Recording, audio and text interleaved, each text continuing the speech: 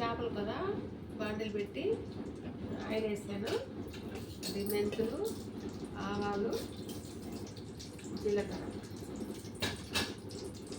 ఇదిగోండి చింతపండు మితంగా, అందులోనే సాల్ట్ వేసాను. ఇదిగోండి టమాటా, ఎర్రగడ్డ, మామిడికాయ, కరివేపాకు ఇదిగోండి తెల్లగడ్డ, ఇదిగోండి ఉల్లిపాయలు,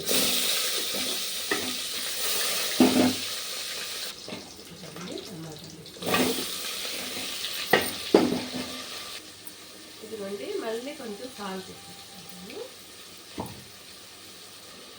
మళ్ళీ పసుపు వేసుకున్నామండి కొంచెం,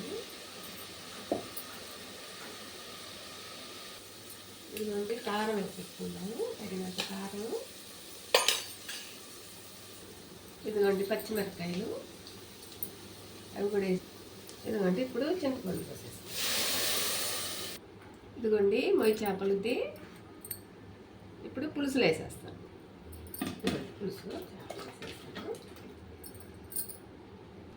ఇదిగోండి కూర ఉడుకుతా ఉంది. అప్పుడు సన్న మంట పైన మంట తగ్గించుకోవాలి. సెగ తక్కువ పెట్టుకొని మూత పెట్టాలి.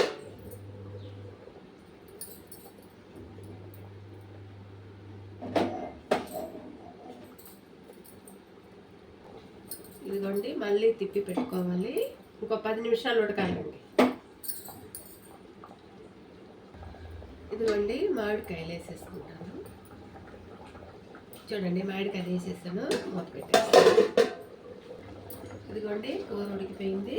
కొత్తిమీర వేసుకొని స్టవ్ పెట్టేసుకుంటాను.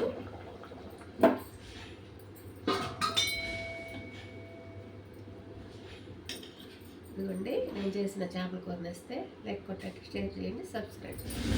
నమస్తే.